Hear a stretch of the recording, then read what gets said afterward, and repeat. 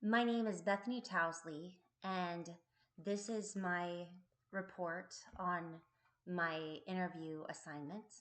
Um, I actually really enjoyed this assignment.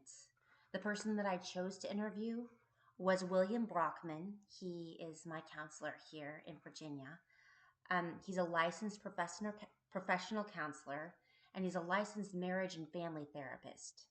He has his bachelor's in psychology, his master's in counseling, and he has an EDD in counseling.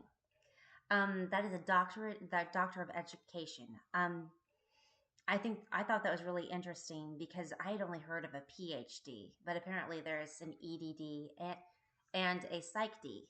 And the EDD, just as he explained, involves some coursework and some experience. He was working clinically at the time, so that counted for his experience, and a dissertation. Um, that's simply a extensive research project, and he chose to actually work on the idea of empathy. Um, and that involved neurolinguistic programming. Those are representational systems for counselors. So, in other words, these systems could be auditory, and it's basically or visual or kinesthetic. It's a way of speaking, of relating to the patient, a way of speaking to them. So, auditory would be I hear what you're saying. Visual would be I see what you mean, and kinesthetic would be I feel ya. And individuals typically have a preference to one of these representational systems. And the idea of empathy was matching those representational those systems with counselee to counselor, and watching the difference that happens there and how it strengthens their connections and is beneficial to the recovery and treatment of this patient. Um, and So that was basically what his EDD was on, which I thought was really interesting. Um, he also mentioned that in order to be a licensed counselor in Virginia, you only need a master's, which was something I was aware of. But it's interesting that he did for his EDD as part of his continued journey and his continued education. And it actually makes it seem a little bit more within reach for me because I think that right now I'm just finishing up my undergrad and I'm trying to bolster myself up for my master's. And I think the idea of a doctorate seems very unattainable and very far away. But seeing someone who has the title that I want, who actually went a step further and went after their doctorate, that was really encouraging for me. And it made me think about what I possibly could accomplish in this field. Um, so, going on to the second question, he described his job duties, and that was seeing clients and engaging in a therapeutic relationship that requires empathy and respect. Um, and that seemed to be very important to him, the idea of empathy, as I believe it should be for me as well. Um, he described some of his duties as helping people do more of what they do well, and this involves getting the stumbling blocks out of the way so they can succeed. Um, he seems to prefer to focus on the present and the future to accomplish this goal, and less so than ruminating on the past or delving deeply into childhood experiences. He really doesn't view psychoanalysis as particularly helpful in addressing current problems. So, and I thought that was interesting how that's basically was his focus is mainly the here and now and possibly the future. So I found that interesting, and That's what I'm more interested in as well, just sort of focusing on here and now and less reflecting on, okay, tell me about your childhood. You know, what was your relationship to your mother like? And clearly those matter, but sometimes too much looking back and navel gazing. I I can see how that would easily distract from focusing on what type of agency that we can employ here in the present, um, and living fully in it. So that's basically that was going over a description of his duties. I asked him what he found most fulfilling, and he had a lot of thoughts to this. He described it as helping people apply what is discussed in the sessions to their real life situations. He enjoys making lives better. Um, uh, his interest in the field was piqued by discussions that surrounded autism when Asperger's research was first coming out. And this was really interesting to me because back then it was apparently assumed that autism was caused by attachment styles with the parents in the infant stages. And he thought that was just fascinating because just how powerful the parent relationship can be. Now it was later discounted because obviously we know that autism is has genetic grounding, but that's what actually piqued his interest, which I thought was really interesting. um, but when I asked him what was he found the most challenging about his job, um, he articulated that it's really challenging for him when he can't reach a client, when he's not speaking their language, and he's either having difficulty understanding them or they're having difficulty understanding him.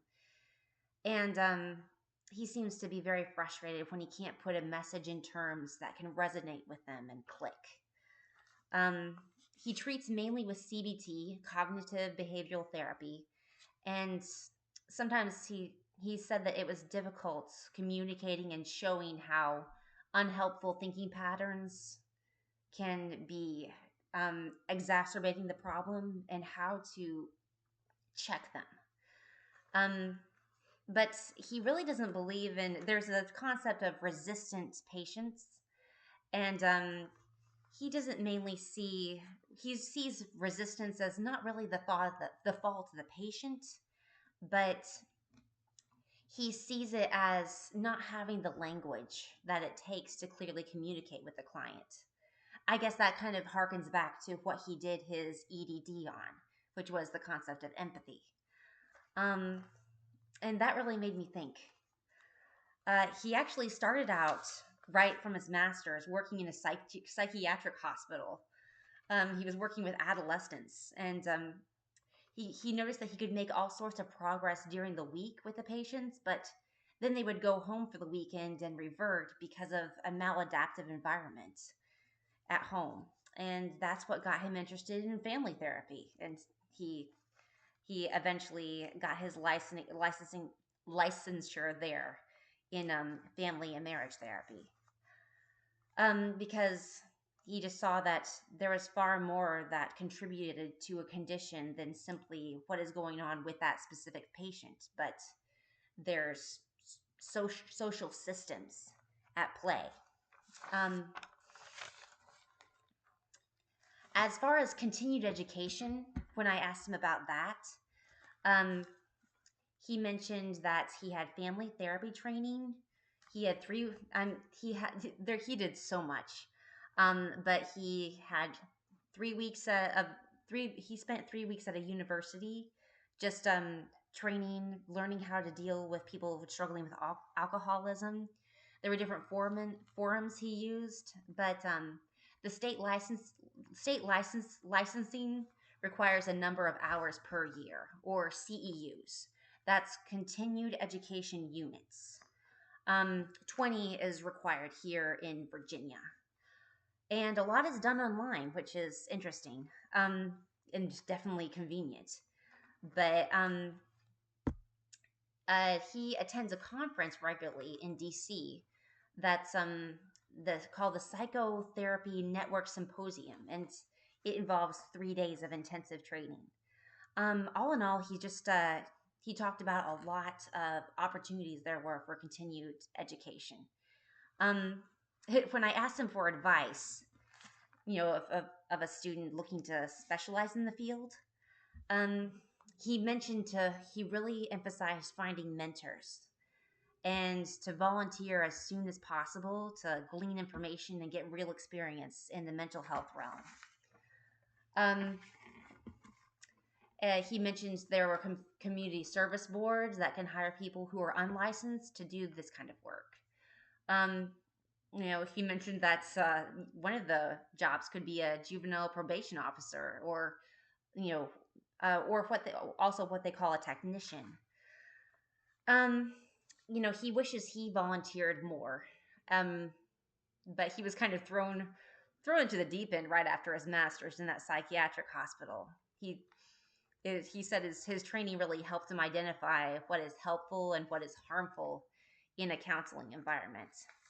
I think my main takeaways were that I need to volunteer. Um, and I right after this, I decided to put in my application to NAMI, which is National Alliance for Mental Health Illnesses.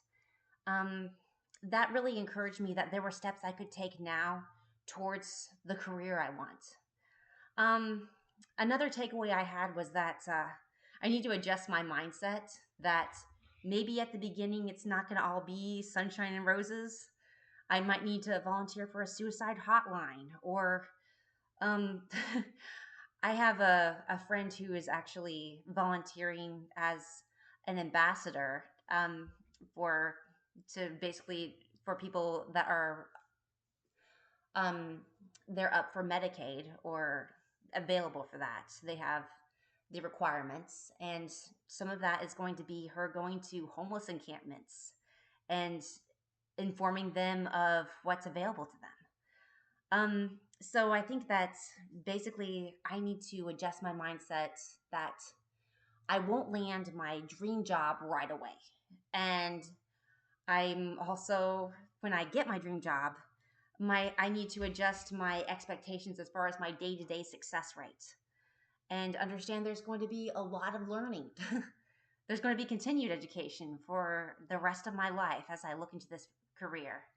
And I'm excited. I really am. So thank you for this opportunity, and thank you for allowing me to do this assignment.